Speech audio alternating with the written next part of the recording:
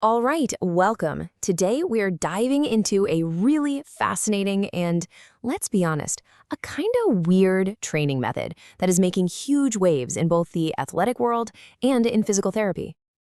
So let me just ask you this. What if I told you that you could build serious muscle and get way stronger, but without having to crush yourself under a super heavy barbell? I know, it sounds a little too good to be true, right? Well, that's exactly what we're going to break down today. Okay, so what is this stuff? It's called blood flow restriction training, or just BFR for short.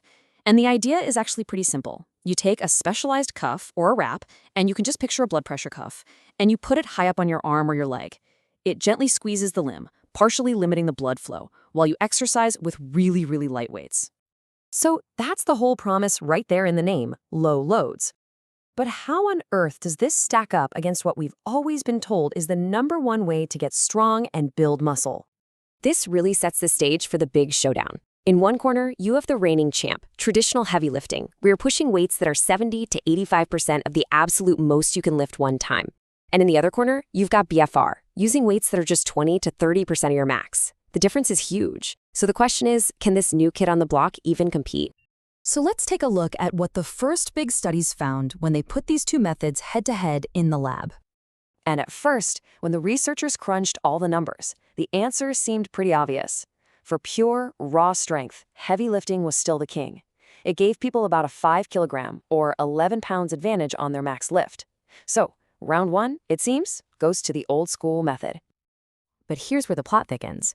What happens if you compare BFR to just lifting the same light weights but without the special cuffs? Well, it wasn't even close. The BFR group had a massive advantage in strength. So it's not the light weights doing the work. That cuff is clearly the secret sauce.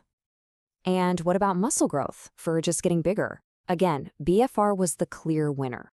On average, the BFR groups packed on almost a full square centimeter more muscle. Now, that might not sound like a lot, but in the world of muscle physiology, that is a really significant difference. So, putting all that early evidence together, the story seems pretty clear. If your #1 goal is maximum strength, you should probably stick to lifting heavy. But if you can't lift heavy for some reason, BFR is a way, way better option than just lifting light on its own. Case closed, right? Well, not so fast, because that's not where the story ends. In fact, a much bigger, more recent analysis found a surprising twist that pretty much changes everything we thought we knew. So is it really that simple? Is heavy lifting always the undisputed king of strength? Well, as it turns out, the answer is a huge, surprising no. You see, what this new research found is that the single biggest factor in all of this isn't the weight, or the reps, or even the cuffs. The most important factor is you, specifically how long you've been training. Because depending on whether you're a beginner or an experienced lifter, the script gets flipped completely. Okay, look closely at this because this is the real bombshell. For people who are untrained, beginners, the old wisdom is correct. Heavy lifting is still a bit better for building strength.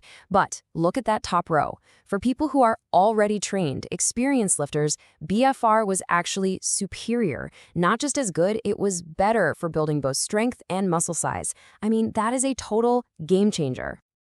So with results that good, you've got to be wondering, is this stuff safe? And that's a fair question. The good news is that the most common side effect is just some minor bruising under the cuff. Really serious issues are incredibly rare. We're talking a tiny fraction of a percent. And what about for men versus women? Well, it turns out both men and women build similar amounts of muscle, though men might get a slightly bigger bump in strength. So, we've established that BFR is an incredible tool for the muscles you're targeting. But what's really wild is that the effects don't just stay in that one limb.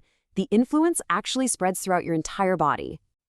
I mean, seriously, we're seeing positive knock-on effects for your heart and your lungs, your endocrine system, that's all your hormones, and even your bones and other muscles that aren't being trained. This isn't just a localized trick, it's a systemic, body-wide event.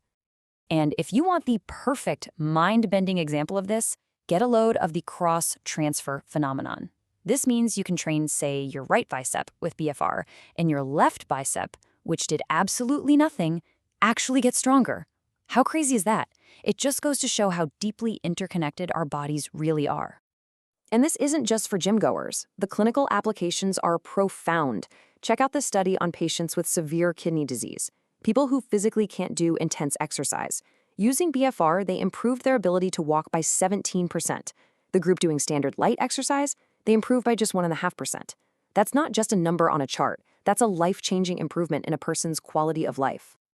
Okay, so we've looked at the surprising science and the incredible, wide-ranging effects of this thing. That brings us to the most important question of all. Who should actually be using this? Is BFR for you? When you boil it all down, BFR is an unbelievably powerful tool for a few key groups. For trained athletes, it's a scientifically superior way to break through plateaus. For anyone in rehab from an injury, it lets you build muscle without stressing a healing joint. For older adults, it's an incredibly safe and effective way to fight off age-related muscle loss. And as we just saw, for certain clinical populations, it can be an absolute lifesaver. So in the end, by giving us the benefits of heavy lifting without the heavy load, BFR really challenges our most fundamental ideas about how to get stronger. It opens up brand new doors for everyone, from elite athletes to hospital patients. And it leaves us with one massive final question. Could this technique really be the future of how we train and recover?